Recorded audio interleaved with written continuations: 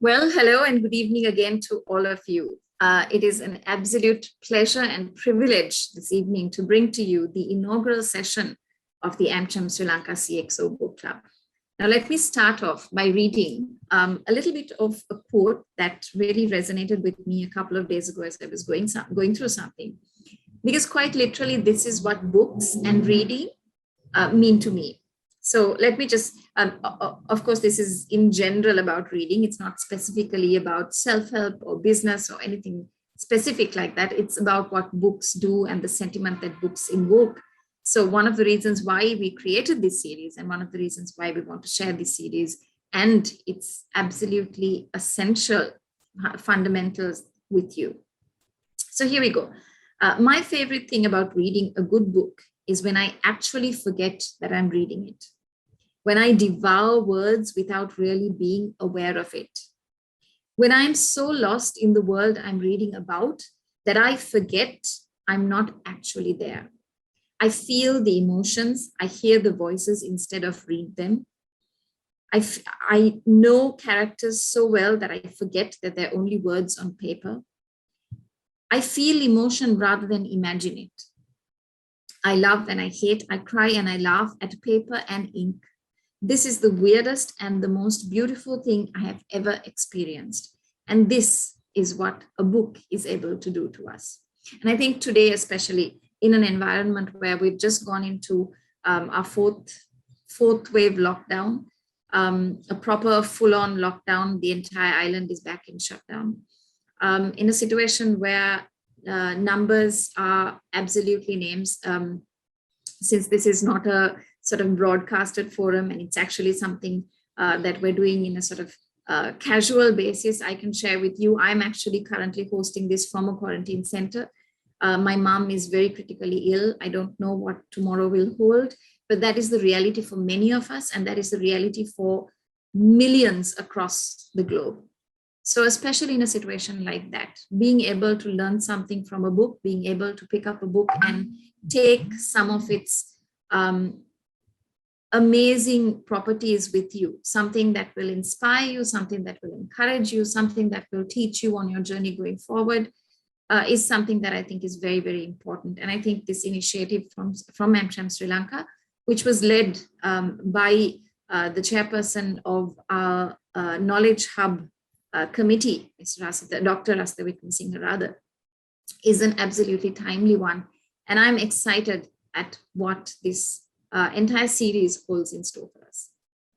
Now, without further ado, I'm going to hand over to Group CEO of Director rather, and Group CEO of the NDB Bank, Dimantha Seneviratne, who is your discussion director today. I sent out an email a short while ago, which gave you a kind of agenda that we had planned for today. This is our first session, so we won't stick strictly to the agenda. We will change things up as we may need to. But in general, we'll pick it up after Dimantha finishes his presentation and his insights into this amazing book, Good to Great by Jim Collins, and what it has meant to him and how it has helped guide his success as a corporate leader.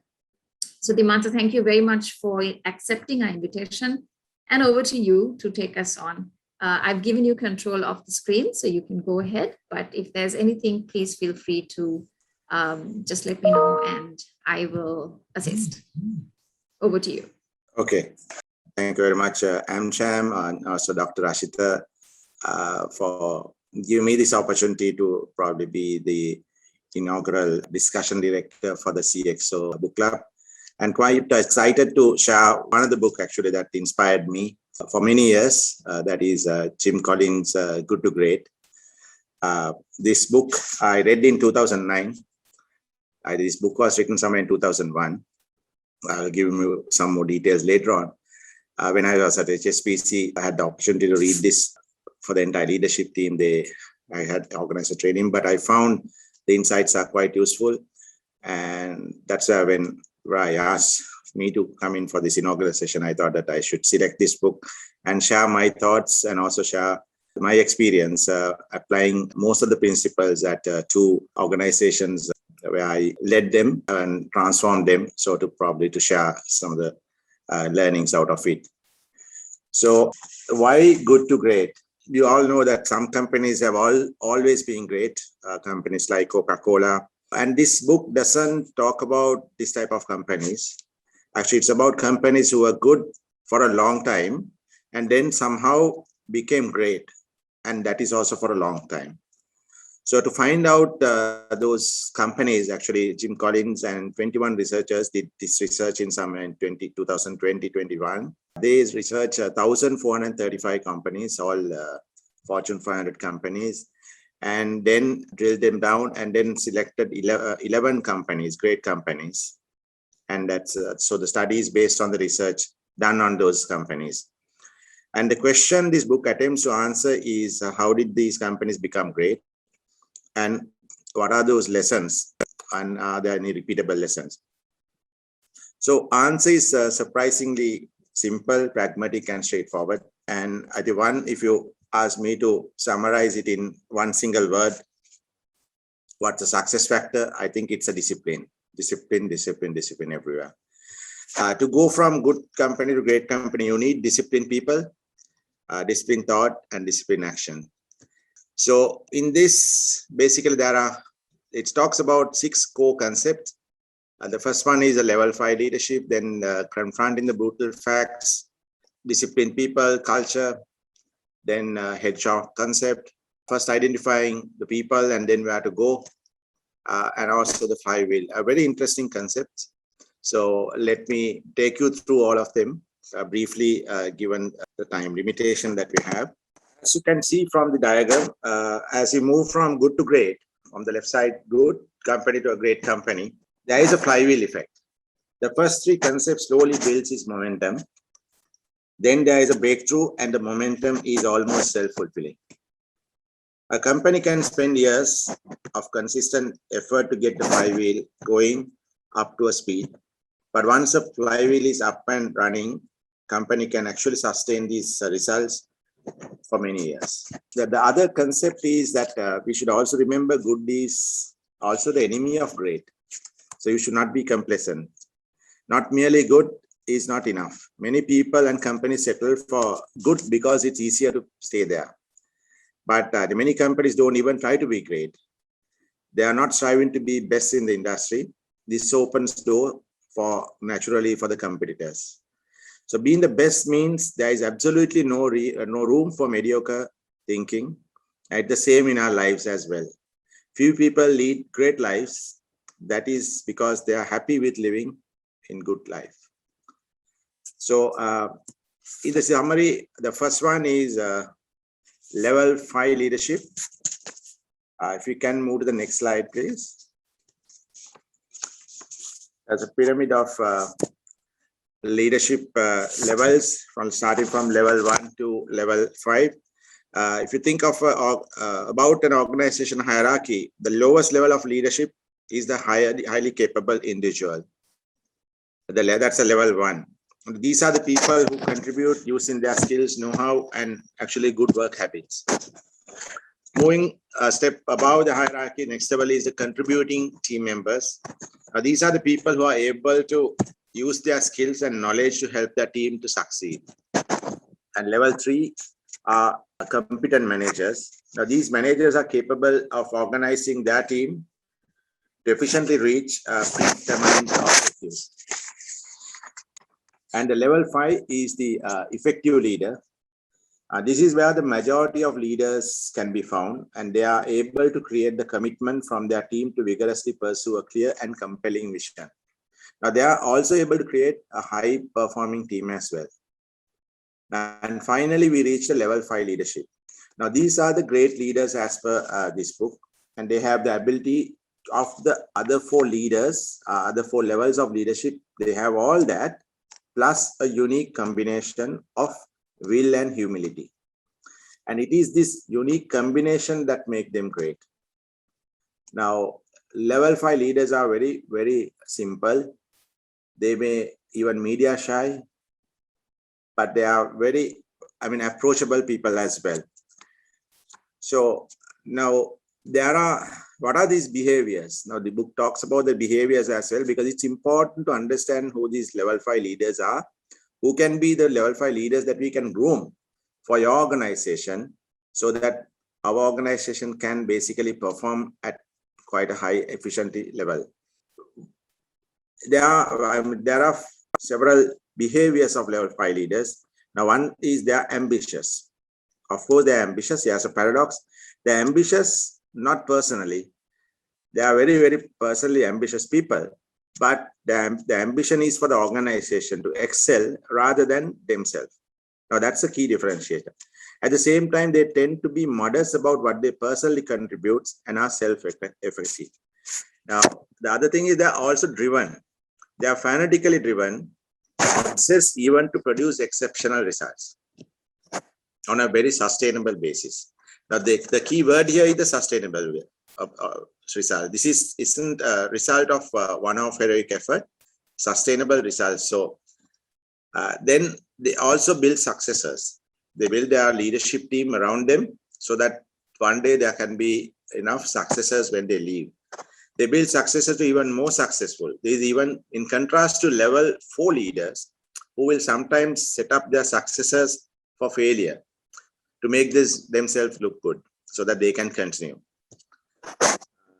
And they also share praise. They share the praise among the team when things go well. And when things go bad, they take the blame. They accept and they're happy to take the blame when things go wrong.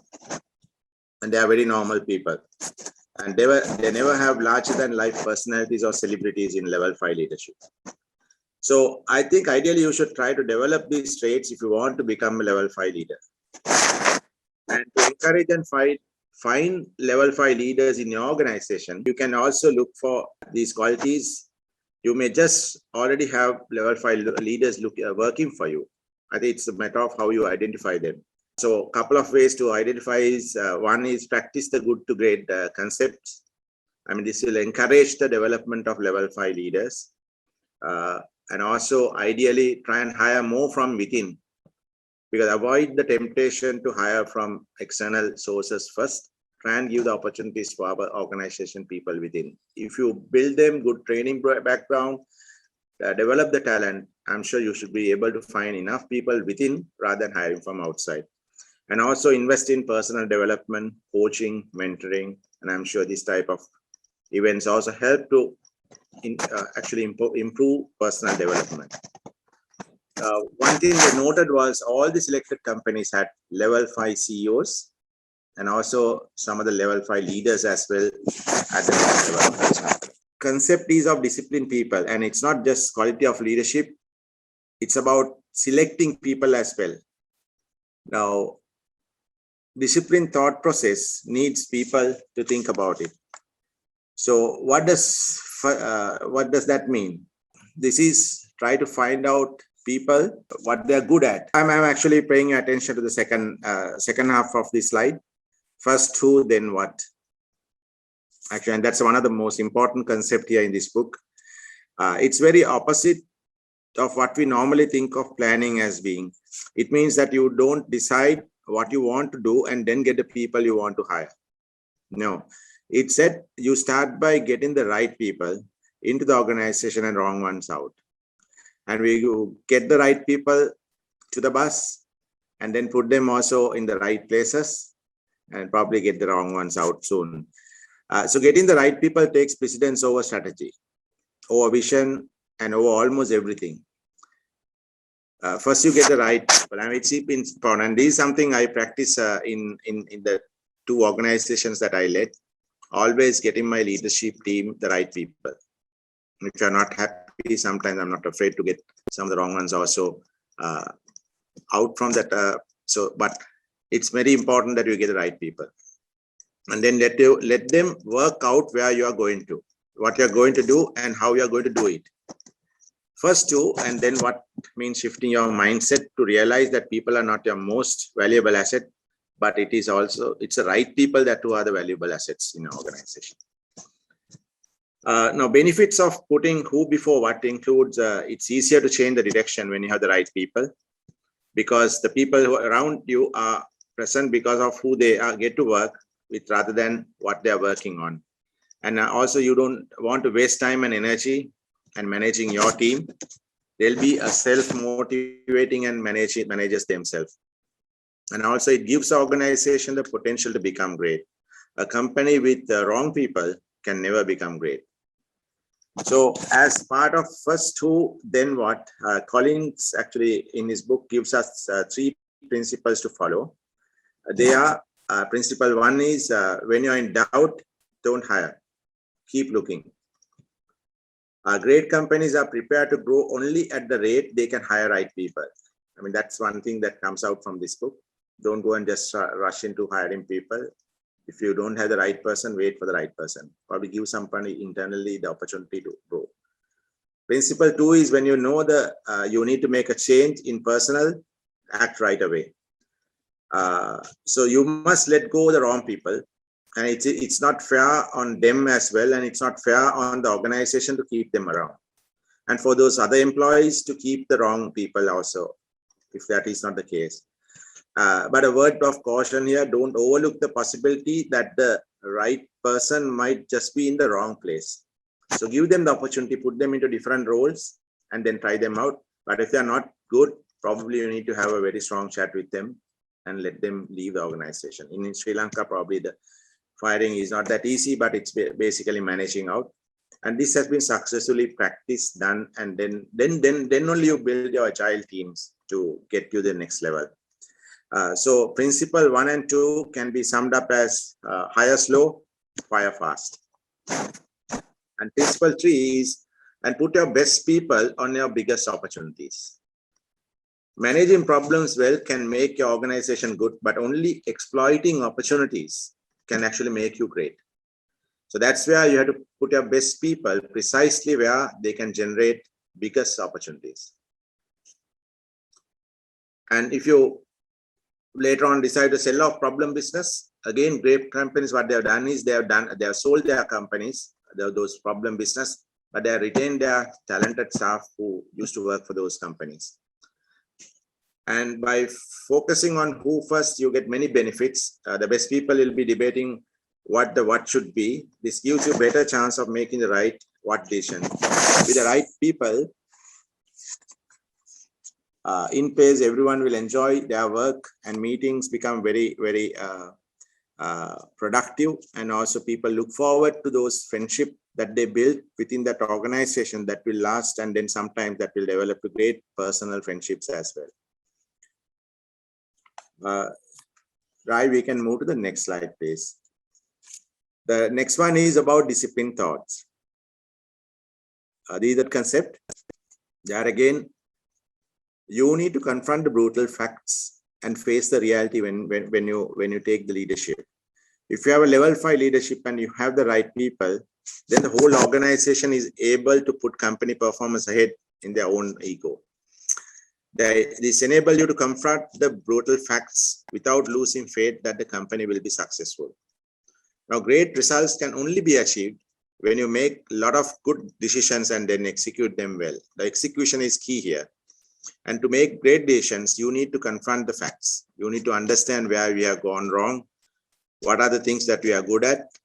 What are the issues that we are faced with? And we brutally go down there and try and understand. Even the truth may be uncomfortable to know, but good to get down. And to avoid distorting the facts, you need to get the atmosphere where the truth is welcome. In the organization, you should also encourage the truth should be spoken about. The facts should be spoken about. Now, here again, I mean, something that I address both these organizations, I confronted the brutal facts. What are the financial issues they face with, and then tackle them. So you need to understand, go to the bottom. And this is something that I practice even in other meetings as well. Always go down, always go to the bottom of the issue if you are not clear. So always ask the question, why, how, when kind of questions, probing questions to understand and get to the bottom. So when you raise these questions, even your leadership team, all the other level of leaders, also they come prepared next time, knowing that your CEO is asking all this. So I had to go prepared for this. So then that is the culture that you are building even in the next levels as well, so that you confront the real issue and then tackle it. For this concept is opposite to probably superstar leaders who assume that they have all the answers and just need to make their team execute. Now, these leaders are likely to make bad decisions because they don't have true understanding of the fact. The second practice is engage in dialogue, debate, and coercion. Now, engage in a debate, have heated discussion, even agree to disagree, but great leaders never coerce people. Now, in my leadership team also, we have a lot of discussions. We allow them very free.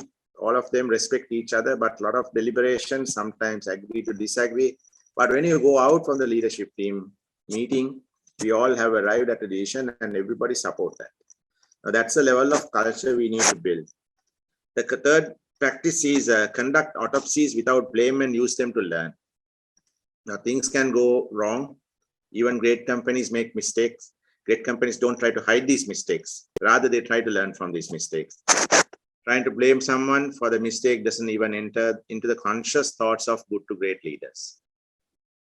And the last concept in this practice is build red flag mechanism.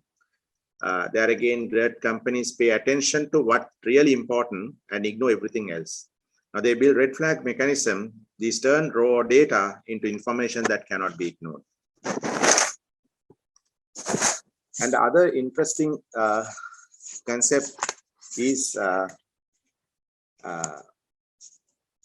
the Stockdale paradox. Now, in summary, confronting brutal facts means it's fine to have an ambitious destination in mind as long as you continually adapt your plan every day as new brutal facts emerge. Now, the Stockdale paradox on the fourth concept is actually based on one of the war heroes, concept is named after James Stockdale, who was a US Navy Vice Admiral. Stockdale was a prisoner of war for over 7 years, during which time he was tortured many times. Now, when asked how he handled the uncertainty of his outcome, he said essentially that he never doubted that he would survive. Not only that, he never doubted that he would turn the experience into one of the defining experiences of his life, one which he wouldn't trade for anything. So then when he was asked what kind of people who didn't survive during that time in that as a war prisoner, Stockdale said it was the optimists that who didn't survive. The ones who, for example, believe that they'll be out by Christmas. Now, Christmas came and went. And so did following Christmas as well, and several more. And eventually, they gave up and died demoralized and of broken heart. So as you can see, Stockdale paradox is a philosophy of duality here. It involves having the discipline to confront the brutal facts and about your situation. But at the same time, it involves never losing faith that prevail that you'll be out at the end. Now, business and of course our lives will inevitably throw a lot of challenges, a lot of difficulties at us. But it is how we handle these difficulties that will have the biggest impact on the course of our lives and our business. So it's an interesting paradox, Stockdale paradox. And let's move to the hedgehog concept that is actually in the same slide, the bottom half. Now, that again is a very interesting concept that the book talks about. And also now the fourth step of going from good to great is the hedgehog concept. Now it explains this concept. To explain this, I really need to look at the difference between a fox and a hedgehog. A fox is a very clever creature. It sees the world in all its complexity and can pursue many goals at once. A hedgehog is much more simple creature. It doesn't get bogged down by all the complexity. It's really only be able to do one thing at a time. Curl up into a ball to protect itself. So hedgehogs are not capable of seeing complexity. All they see is a single goal and they execute that to achieve that goal. Also, the good to great requires transcending the curse of competence. And just because you do something for years your core business doesn't mean that you are the best in it. You need to replace that simple concept that underline the three circles that are discussed on the top left of this slide. What you are passionate about, what drives your economic engine, and what you can be best in the world at. Now, good-to-great companies behave in a similar way to the hedgehog. Now, they stick to doing what they are best at and avoid getting distracted. It's incredibly easy to get distracted in the current world. So many challenges, so many things. Some companies are doing different things. Why not we do that? Now, it's very easy to get distracted, with even great companies having to fight to stop this from happening. So how does your organization become more like a hedgehog and less like a fox?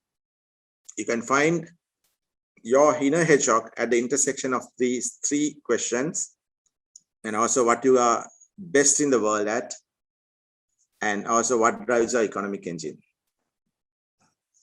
What do you feel more passionate about? This is passion, because passion is hugely motivating. Now, great companies tell their employees what to be passionate about. They find what their employees are already passionate and about, and then look for projects aligned to those passions. And the second one is best that. It is about more than developing a great core competency. It's about deciding on one key area that your business can do better than all the other competitors or other businesses. It's then focusing on this area exclusively, so nobody can match you.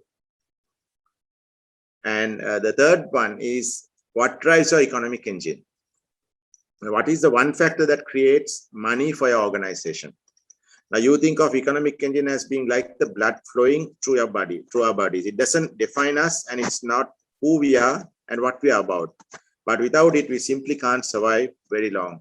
So now, if I had to apply this to the organization that I'm leading, now, what you are passionate about? Probably the great results, the service that you are providing, recognition, the brand awareness. Now, these may be the things that we are passionate about. And then what drives our economic engine? Now, in banking, there are three things that drives the economic engine. One is the interest income. The other one is probably the fee-based income. And the third one is the cost income. You try to drive your cost side down. So these are a couple of drivers. And then what you can be best in the world, probably then you need to select, compare to others, what you can be best. Now, at the NDB, we have chosen digital as one of the key pillars that we can be really best of. Because as a mid-sized corporate, where you are agile, digital banking is one good investment that we can really work on. Another area that we have been working very hard on is on the retail banking side, where we have a very strong sales team. We have invested in that, and the retail side is very strong. So like that, you understand what is good at it, and then you come to the hedgehog.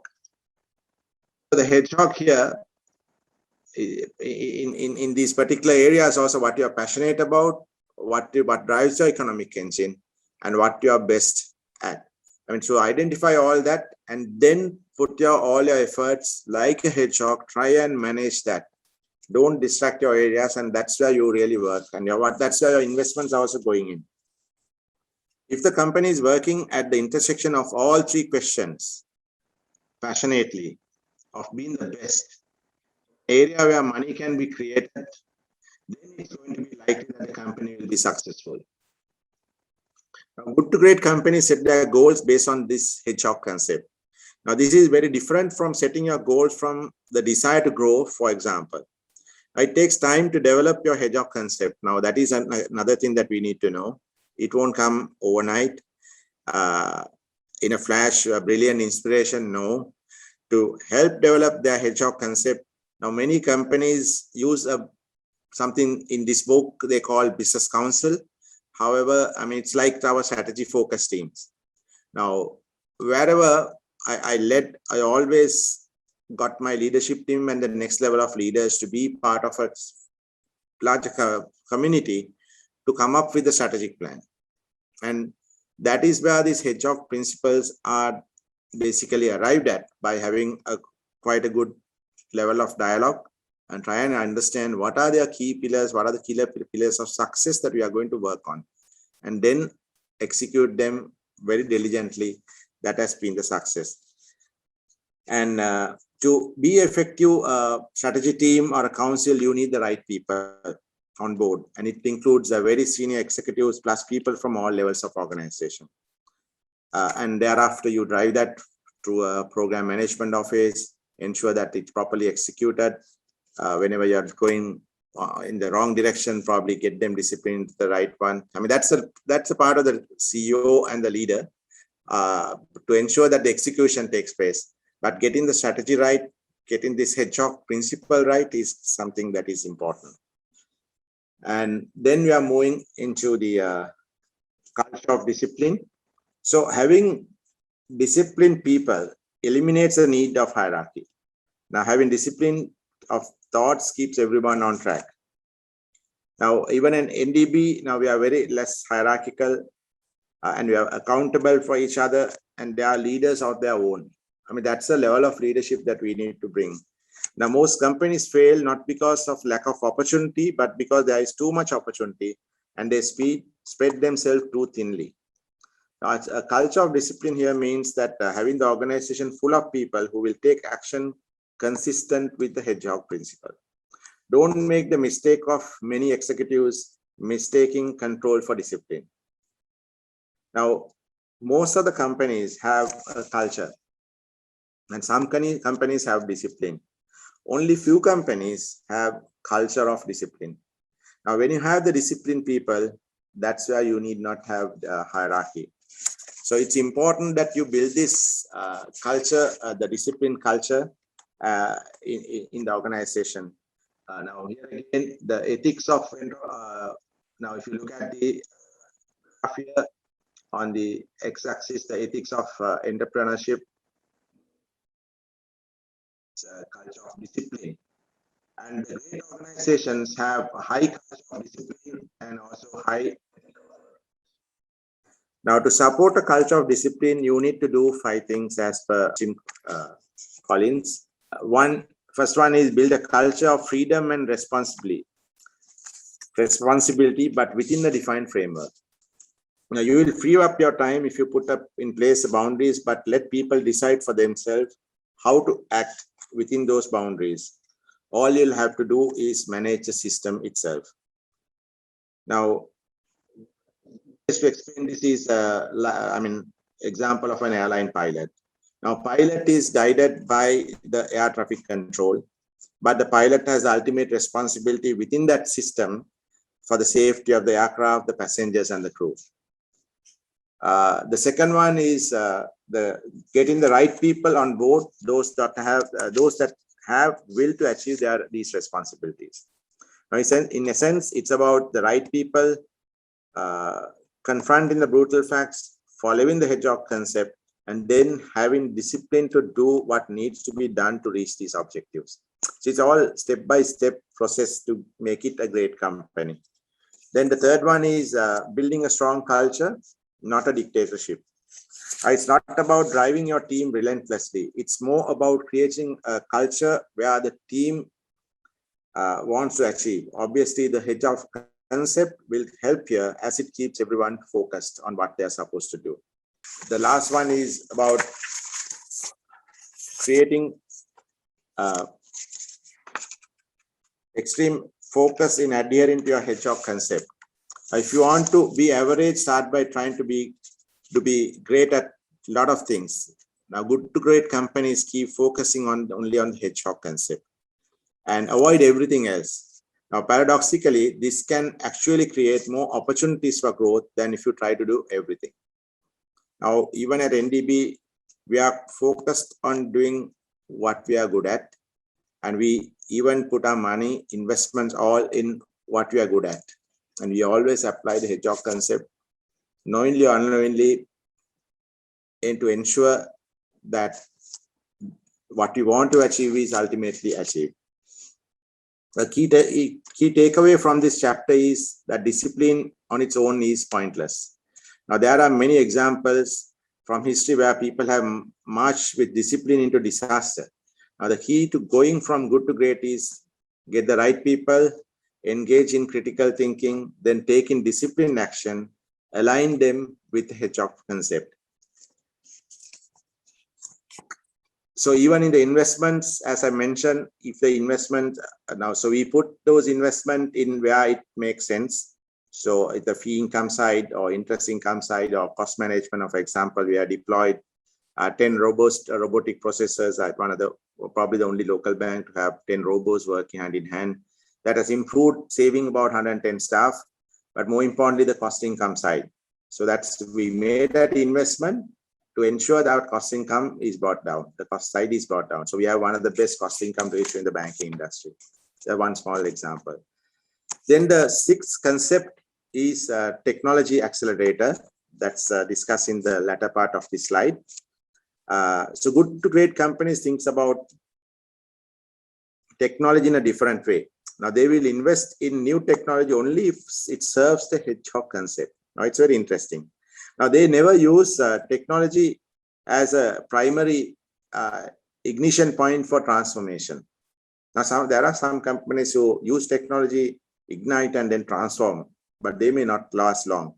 Now, but these companies are pioneers in applying, the great companies are pioneers in applying carefully selected technologies. So they are not the first to go and implement technology, but they carefully select, but they apply it very well.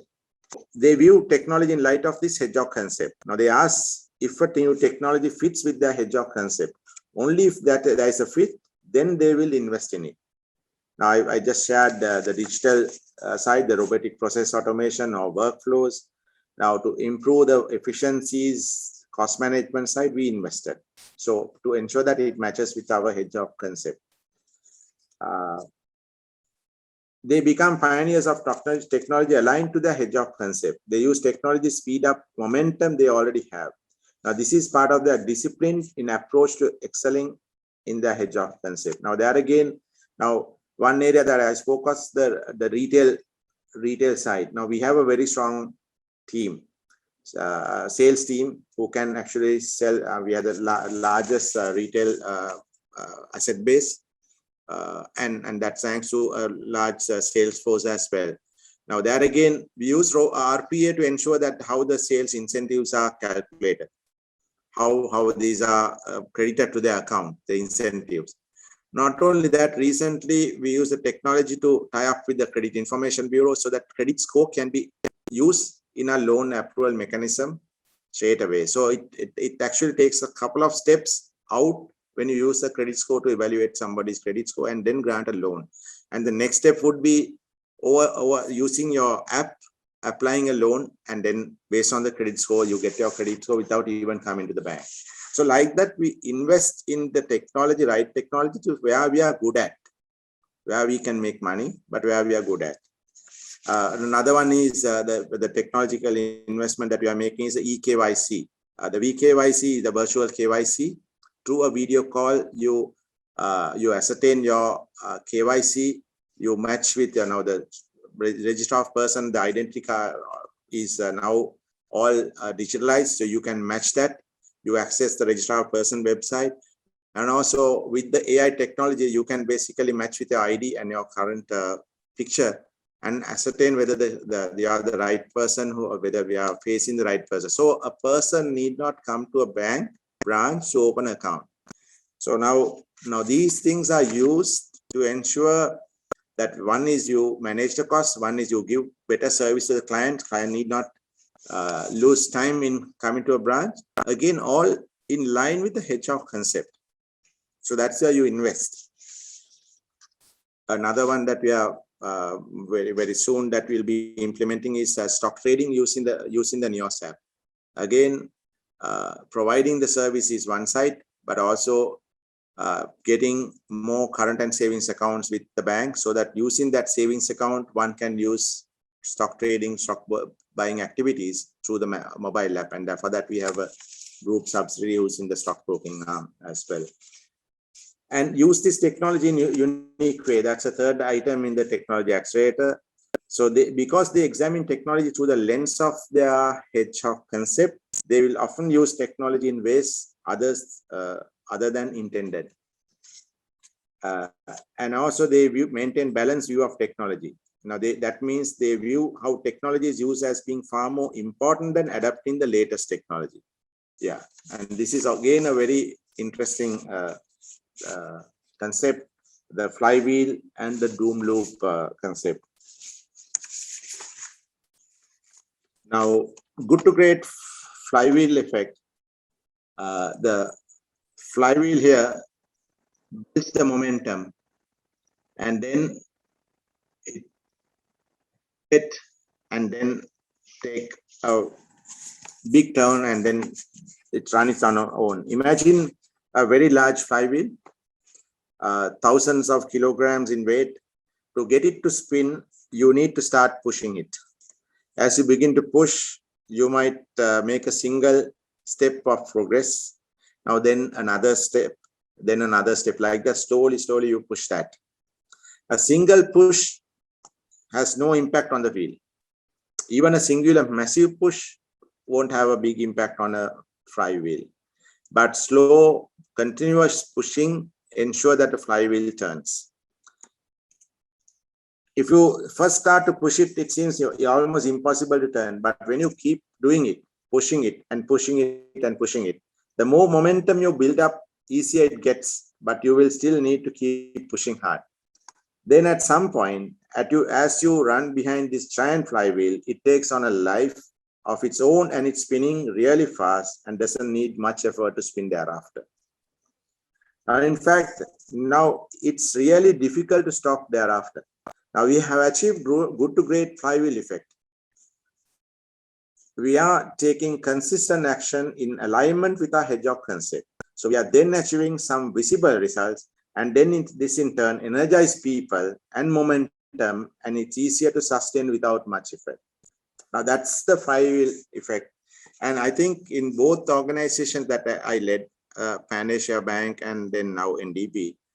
Now Pan Asia, I was there for about 3 years. It took me about 2 years to get the things into order and get into the flywheel effect and let the flywheel run it on own. When I took over Pan Asia, it was making a meager profit of about 300 million rupees a year. When I left after 3 years, it was making 1.2 billion after tax profit. And it's still continuing the same momentum. I think it took about 2 years to get the flywheel running, but when I left, it's still running. And that's where it still gives great results compared to its size. If I take NDB as an example, again, I think it would have taken about 1.5 years for me to get the flywheel run on its own. It takes some time. It's all based on the capabilities of the leadership team, all that. It was a bit faster than Pan Asia. Probably the learnings from Pan Asia also would have been applied there at NDB. But now it's probably running on its own. So, I mean, that's where the level 5 leadership comes in, and then probably come to that level. Now, media is obsessed with moments of breakthrough and inspiration. But if someone came to you and inquired as to what was the one big push that made your flywheel spin so fast, what would you say? You would be able to answer that. I don't think as a level 5 leader, I won't be able to answer, because there was no singular thing that you did that made this difference. It's actually about consistency over a long period of time. A key concept here is to realize that no single push makes a difference. No matter how Herculean the effort is, you have to be thinking about cumulative efforts, not looking for dramatic singular win. And then finally to the doom loop.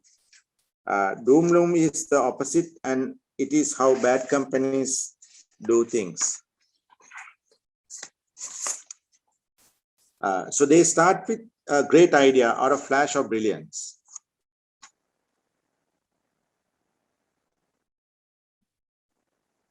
on it intermittently, giving only intermittent big pushes. These huge efforts are exhausting. Over time, their intermittent nature leads to poor results. I'm sure they may know enough examples. You just try, put up some money and do something else. So these where the hedgehog concept is also important. You had a bright idea, you invest the money there, and then probably think of something else and concentrate on something else. And then later, after some time only, you come and see what has happened to that project. And again, if it is not doing well, you put some money into it. No, that is a failure. I think that's where the continuous pushing is needed, continuous effort is needed, and the hedgehog principle is also important. Now, so this, otherwise this doom loop, you'll be in a doom loop. Then in turn causes the firm to switch to new ideas because the previous one didn't work, then the way that they wanted to. So each time they switch the idea, and then as a result, the momentum is lost. Now, these companies completely stop trying to create momentum. Instead, they are focused on having one breakthrough, and this breakthrough never comes. So the absolute key thing to remember in this flywheel analogy is that each push on the flywheel builds on all the previous thousands of pushes and moves you one step closer to going to good to great. So if I had to summarize good to great learnings, the key takeaways from good to great discipline is to go from good organization to great, you need discipline people, discipline thought, discipline action. It's not an overnight phenomenon.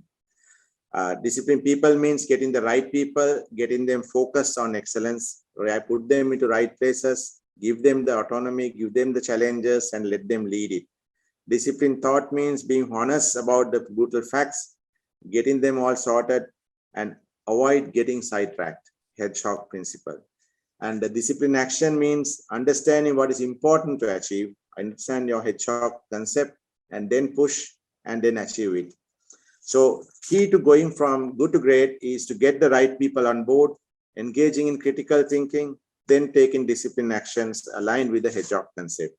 So overall, I think Good to Great is a classic business book.